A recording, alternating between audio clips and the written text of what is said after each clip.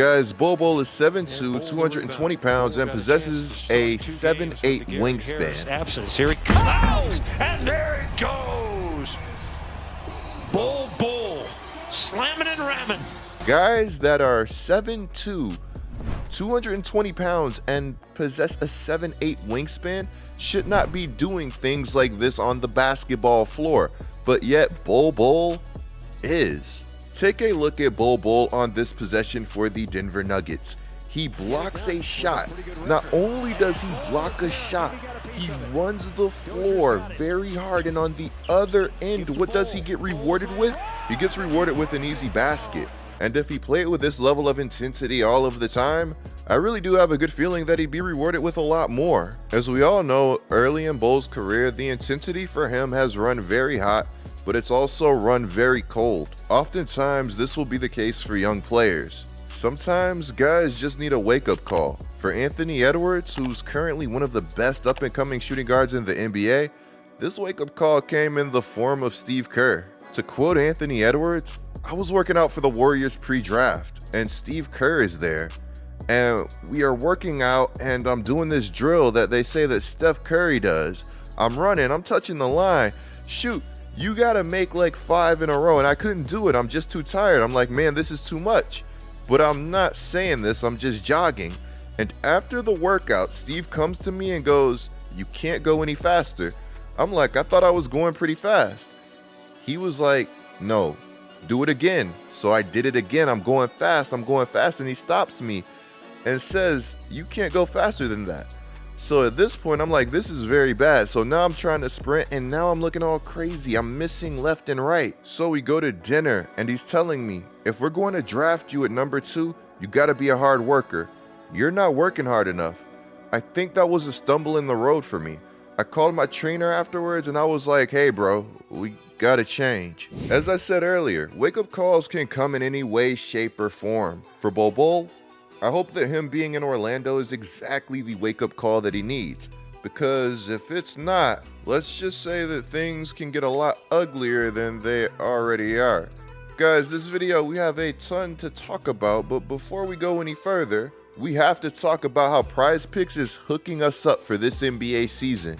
Chances are, if you're watching my channel, you're just like me, and you absolutely love basketball, to the point to where you're going to be watching a bunch of games. For me, watching basketball is an incredible experience, and well, check this out. PrizePicks has found a way to make that experience even better. PrizePicks is the easiest way to play daily fantasy sports. With PrizePicks, it's just you versus the projections. To use PrizePicks, all you have to do is open the app on your phone or web browser, and then pick the projections that you like, be it points, rebounds, assists, or more. Once picked, choose more or less for that player's projection. You guys will see right here I had to go ahead and get my guy Tyrese Maxey. I just think that him scoring more than 17.5 points is an easy lock.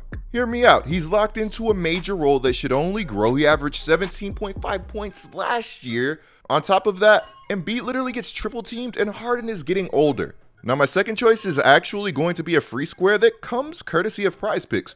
On opening night, if Steph Curry scores more than half a point, then you hit that projection. It's that easy. Let's go ahead and finalize this entry, and since I think that both of these players are going to exceed their projections, I'm just going to select more both times. Now here's my favorite part. If you use code COOP when you deposit, they'll match your deposit for up to $100, meaning that if you deposit 100, you'll get 100. And so on. Guys, show PrizePicks some major love for sponsoring this video. Download their app today and make sure that you don't miss out on that massive bonus. Now remember when I told you guys that Bol Bol's energy runs hot and cold? Well, apparently Michael Porter Jr. would agree. About a year or so ago, MPJ would be asked how Bol Bol could establish a presence in the NBA. And Michael Porter Jr. was brutally honest. He said that it's going to take a mindset change. Perhaps what was more surprising was the fact that Bol Bol was completely self-aware of this and co-signed it. Bol Bol said that he's totally correct. To add on to that, it's more so consistency. It's not me just doing it 1 day or 2 days a week. I've got to figure out how to put it together for a whole entire year, and not just when things are going my way. When Denver acquired Bol Bol on draft night, I was confused for many different reasons. Though I knew he was a great upside pick similar to the MPJ pick, I questioned what his fit in Denver would look like and also what his path to playing time would look like. While you can definitely argue that Bol Bol's best position might not be the 5, at least coming into the league, that's where a lot of people projected him. Bol Bol was never going to beat out Jokic, and despite his very strong collegiate numbers, which still to this day frustrate me, he was always going to be a project that needed time to develop. That being said, I don't fault Denver for the pick. Where he fell, it would have been a massive W if he just became a rotational NBA player. While I don't fault them for the pick, I do question if Denver was the best situation for him. In 3 years in Denver, Bol Bol would play 328 minutes and 53 games, while averaging 2.4 points and 1.4 rebounds. You don't have to be the biggest Bol Bol truther to know that he's capable of much more than this statistical output. Again, we're talking about somebody that's 7'2" with the ability to knock down the 3 ball and put the ball on the floor. I like to add that he doesn't look bad doing this. If things ever panned out for Bol Bol, he can be a literal matchup nightmare, while also being somebody that could swing games on the boards and on the defensive side of the basketball. NBADraft.net compared him to Kristaps Porzingis, calling him quick for his size and having solid agility. They would also go on to call Bol Bol somebody that had the ability to be elite on both sides of the floor. And when you see some of his highlights, even at the NBA level, you understand why they would say something like this. My fear for Bol Bol is that despite all of this talent that he has, is really that I feel like he may already be on the clock. We all know how unforgiving the NBA can be, especially after your rookie deal. Fortunately for Bol Bol, he's only 22 years old at this time, and he also recently signed a new contract with the Orlando Magic. This contract would lock him into Orlando for 2 years, but to go a little deeper than that, the Orlando Magic actually invested something to go out and get Bol Bol. Now, I know a second-round pick isn't the loftiest investment, and there was another player involved in that deal, but if you ask me, the fact that they retain Bol Bol shows a certain level of belief in him.